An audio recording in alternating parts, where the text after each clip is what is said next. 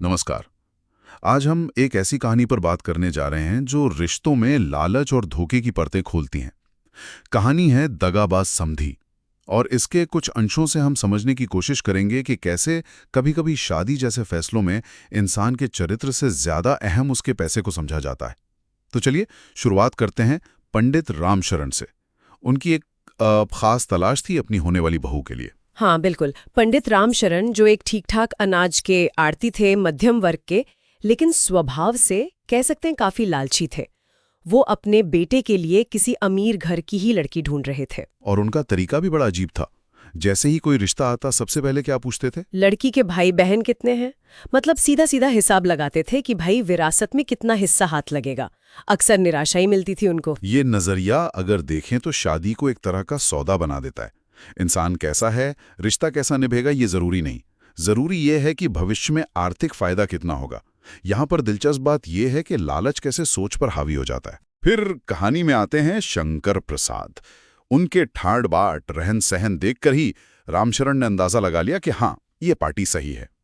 और जब पता चला कि उनकी अच्छी खासी रियासत है, आमदनी बढ़िया है और सबसे बड़ी बात, लड़की इकलौती है, कोई भाई बहन नहीं। बस रामशरण के तो जैसे मुंह में पानी भर आया। मन ही मन लड्डू फूट रहे थे उनके। लेकिन ऊपर से जाहिर है थोड़ी मायूसी दिखाई। बोले, बस यही एक बात थोड़ी घाटे की है। जबकि अंदर से तो खुशी का ठिकाना नहीं था। और यहीं से देखिए धोखे का ताना बाना बुनना शुरू हो गया। उन्होंने फौरन हिसाब लगाया, शंकर प्रसाद की उम्र देखी, करीब 46 साल। सोचा अब और संतान की क्या उम्मीद। और दिमाग में पहला ख्याल क्या आया? कुंडली में हेर फेर। हाँ, ये कमाल की बात है।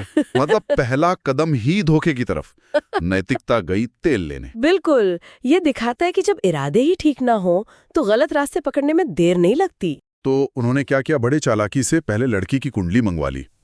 फिर पहुंचे अपने ज्योतिषी जी के पास और कहा, पंडित जी देखिए, हमारे लड़के की कुंडली भी ऐसी बना दीजिए कि इसके सामने फीकी ना लगे और गुण भी मिल जाएं। जी। और जब ज्योतिषी ने बताया कि लड़की की कुंडली में तो भाई राजयोग है, तो रामशरण जी ने फौरन कहा, तो क्या हुआ, हमारे लड़के की में भी डाल दीजिए राजयोग। हाँ, और इतना ही नहीं, बोले और हाँ वो मंगली था सो वो योग भी हटा दीजिए। मतलब पूरी तरह से जिसे कहते हैं कस्टमाइज्ड कुंडली बनवा ली। ये दोहरापन देखिए जरा। एक तरफ तो कुंडली मिलान कितनी चिंता, परंपरा का हवाला, और दूसरी तरफ अपने फायदे के लिए उसी परंपरा के साथ इतना बड़ा खिलवाड़। सही बात है। ये दिखाता है कि कैसे लोग अपने लालच को सही ठहराने के लिए रिवाजों का इस्तेमाल करते हैं। यहाँ परंपरा आस्था नहीं, स्वार्थ साधने का एक औजार बन गई। खैर, शादी तो तय हो गई, लेन देन वो सब बहुत मामूली हुआ। रामशरण की पत्नी को थोड़ी चिंता हुई इस पर। लेकिन रामशरण का आत्मविश्वास देखिए। पत्नी को समझाया, अरे फिक्र क्यों करती हो, आज नहीं तो कल सब अपना ही तो है, अभी कंजूसी कर रहे हैं, करने दो।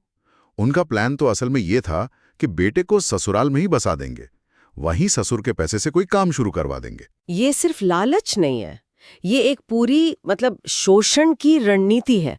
उन्हें इस बात से कोई फर्क नहीं पड़ता था कि बहू का स्वास्थ्य कैसा है या वो कैसी दिखती है, कुछ नहीं। हाँ, कहानी में लिखा भी है कि लड़की का स्वास्थ्य भी कुछ खास अच्छा नहीं था। जी। रामशरण की सोच बस इतनी थी कि भाई एक वारिस पैदा हो जाए, बस। उसके बाद बहू रहे न रहे उन्हें कोई खास फर्क नहीं पड़ता था। रिश्ते पूरी तरह से गौण हो चुके थे, लक्ष्य सिर्फ एक था, आर्थिक कब्जा। फिर कुछ वक्त गुजरा। रामशरण ने बेटे कृष्णशरण को एक मनगढ़ंत कहानी बनाकर ससुराल भेज दिया। कहा कि लड़का थोड़ा बिगड़ गया है, सो आप लोग सुधारिए, अपने पास रखिए। हाँ, ताकि वो वहीं रहे और धीरे धीरे घर पर कब्जा जमाए। बिल्कुल, खतों का आना जाना चलता रहा। करीब 5 महीने बीत गए होंगे। एक दिन शंकर प्रसाद का पत्र आया और उसमें लिखा था, सौभाग्यवती चंपा देवी को भाई की प्राप्ति हुई है। ओहो, कहानी में मोड़ का भूचाल आ गया रामशरण की जिंदगी में। हथ पड़ते ही आंखों के नीचे अंधेरा छा गया, सन्न रह गए बिल्कुल। और मनी मन क्या बोले, बड़े दगाबाज निकले ससुर। कमाल है, मतलब खुद इतना बड़ा धोखा करके बैठे थे और दूसरे को दगाबाज कह रहे हैं। खैर, इस एक खबर ने रामशरण का सारा हिसाब किताब, सारी गणनाएं सब मिट्टी में मिला दी। हाँ, उनका पूरा प्लान इसी पर तो टिका था कि लड़की इकलौती वारिस है। और वो प्लान हो गया चौपट। शंकर प्रसाद ने शादी के वक्त ये बात छिपा ली थी कि उनकी पत्नी गर्भवती हैं। एक छोटा सा राज, और देखिए कैसे पूरा खेल पलट गया। रामशरण की सारी चालाकी धरी की धरी हर गई। रामशरण गुस्से में तुरंत समधियाने पहुंचे, वहां हंगामा करने के मूड में थे। लेकिन शंकर प्रसाद बड़े शांत। उन्होंने कहा, अरे लड़का तो अब सुधर गया है, आप इसे ले जाइए, अपनी दुकान पर बैठाइए। क्या जवाब दिया होगा रामशरण ने? कोई जवाब नहीं सूझा उन्हें। तो आखिर में जब कुछ नहीं बचा तो उन्होंने अपना आखिरी दांव खेला। बोले, आपको पता है, हमारे लड़के का जो जन्म पत्र हमने दिया था वो असली नहीं था। सोचा कि अब डरा देंगे। अच्छा, और इसका क्या असर हुआ? असर? शंकर प्रसाद ने बड़े अदब से हाथ जोड़े और कहा, तो क्या हुआ पंडित जी, मैंने भी तो लड़की की नकली जन्म पत्री ही आपको दी थी।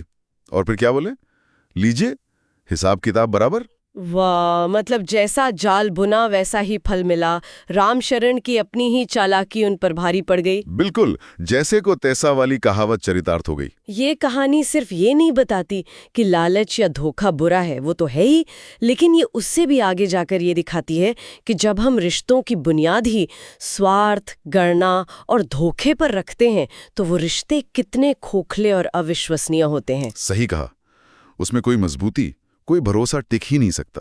दूसरों को फंसाने की कोशिश में इंसान अक्सर खुद ही फंस जाता है। रामशरण के साथ यही हुआ। उनकी पूरी योजना, उनकी सारी चालाकी सब व्यर्थ गई।